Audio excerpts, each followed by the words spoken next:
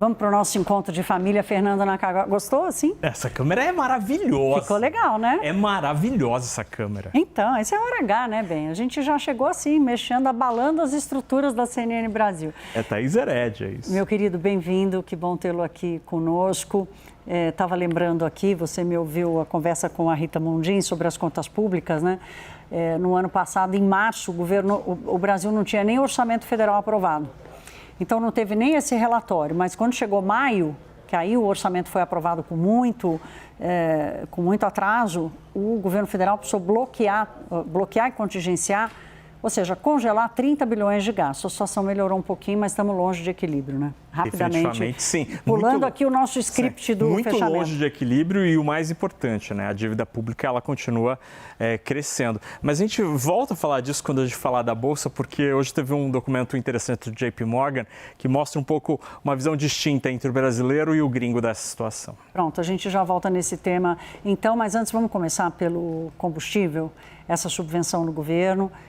A diferença de preço aumentando, o petróleo voltou a subir hoje. Como é que está essa diferença? Às vezes as pessoas têm dificuldade de entender, é complexo mesmo, né? Tem preços diferentes acontecendo no Brasil e o consumidor, no final das contas, fica sem entender como esse equilíbrio pode vir. Thaís, o petróleo e seus derivados têm preços internacionais, né? Porque o mundo todo usa gasolina, diesel, o próprio petróleo e por isso existem preços no mundo todo. Os preços são internacionais em dólar, então não dá muito para fugir quando você tem um aumento de preço. O Brasil tem uma situação um pouco distinta, por quê? Uma parte importante do nosso mercado é atendido pela própria Petrobras, mas a Petrobras também não pode fechar os olhos para o que acontece lá fora. No caso do diesel, que é o mais importante nessa discussão, 30% do diesel que o Brasil consome, mais ou menos é importado, não, mais ou menos 30%. E aí qual que é o problema dessa história? A Petrobras hoje pratica um preço muito menor do que aquele do combustível importado. Aí você diz, mas aí é uma distorção, tal. O problema é como o importador vai fazer para continuar fazendo seu negócio. Vou importar para ter prejuízo? Ou, se eu importar com preço mais caro, alguém vai comprar já que a Petrobras vende a um combustível mais barato? Este é o problema deste momento. Existe uma distorção e ela cresceu bastante nos últimos dias. E aí isso coloca em risco também, inclusive, o fornecimento. Exatamente. Porque se o importador fala, olha, eu não posso pagar o preço real e chegar aqui e vender por um preço artificial, que é o que a Petrobras está exercendo agora. E aí, se ele não importa, 30% do nosso diesel vai vir de onde? Essa é a dúvida hoje. A gente tem aqui os números, a evolução, por exemplo, do preço praticado pela Petrobras na comparação com o preço de importação. Então, aqui é a diferença para mais. A guerra começou no dia 28 de fevereiro. Naquela época, o preço da Petrobras era cerca de 50 centavos abaixo do preço de importação. Então, o importado entrava no Brasil, era uns 40 centavos mais caro do que o produto da Petrobras. Aí vem a guerra no dia 28, sobe e supera os R$ 2,50. Aí dá uma acomodação até que no dia 14 de março a Petrobras anuncia o reajuste do combustível. Aí você até observa alguma queda marginal, mas aí a guerra continuou e os preços continuaram subindo. Ontem chegou perto de R$ 3,00, caiu um pouquinho hoje, mas amanhã, com os preços de hoje, vai voltar a subir.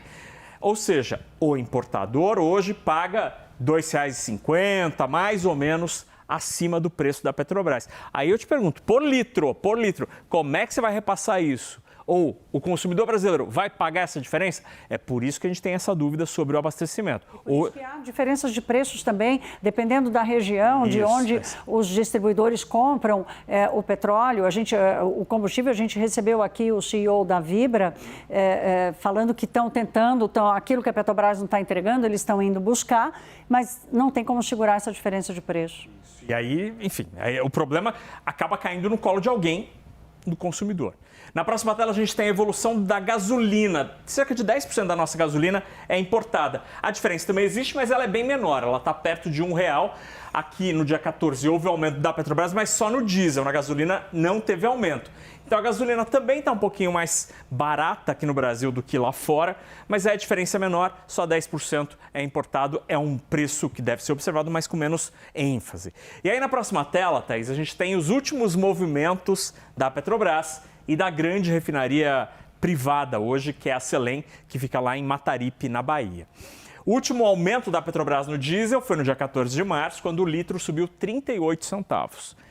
4 dias depois, a Selem aumenta também o preço do diesel, refinaria privada, quase o dobro, 66 centavos.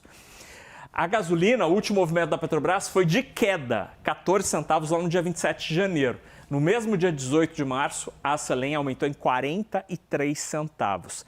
Isso daqui mostra como a Petrobras tem tido um comportamento diferente da empresa privada.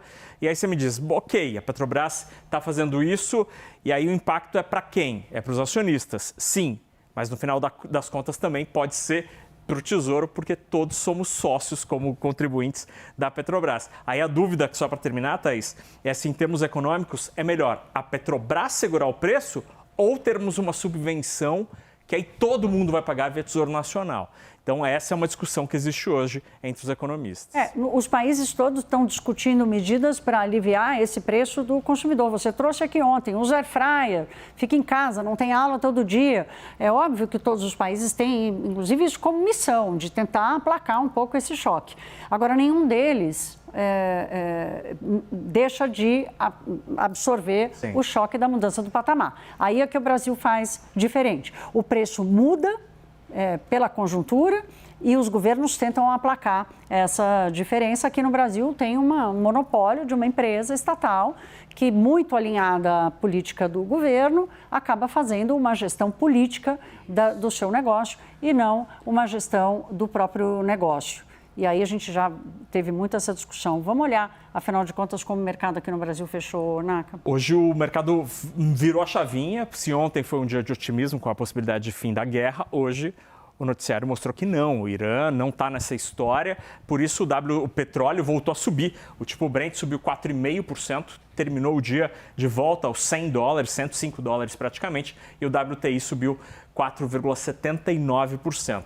Pessimismo lá fora, especialmente com a possibilidade da guerra continuar. Aí na próxima tela a gente tem o impacto no Brasil. Hoje foi dia de ata do Copom. O Copom não trouxe pistas claras sobre como vai ser o próximo passo da política monetária. O dólar subiu no mundo todo hoje, mas no Brasil acabou subindo menos. No exterior o dólar subiu mais ou menos 0,5%, aqui subiu 0,25, R$ 5,25. E aí a Bolsa, surpreendentemente, ignorou as quedas em Nova York e subiu um pouquinho mais uma vez, voltou a 182 mil pontos. Hoje o JP Morgan divulgou um relatório falando que o Brasil está com cara de ser encarado como um porto seguro por muitos investidores em mercados emergentes. Porque o conflito está distante do Brasil e temos nossos problemas, mas é uma economia que tem outro tipo de dificuldade. E aí, por isso, muitos investidores estrangeiros estariam vindo para o Brasil. A Bolsa subindo é um sinal disso. E a gente tem visto isso ao longo das últimas semanas. Claro, né? Eu não sabia do relatório do JP Morgan, mas acabei de falar com a Rita, né? Que o Brasil ainda é visto entre os emergentes, entre os comparáveis, um país muito mais equilibrado, inclusive fiscalmente, até pela forma como trata as contas, do que outros países emergentes. Naka, muito obrigada. Sem breaking news hoje. Sem breaking news. Hoje, né? Hoje está até meio esquisito, assim, o jornal. Nós estamos até mais relaxados. Obrigada, querido. Beijo, boa noite para você.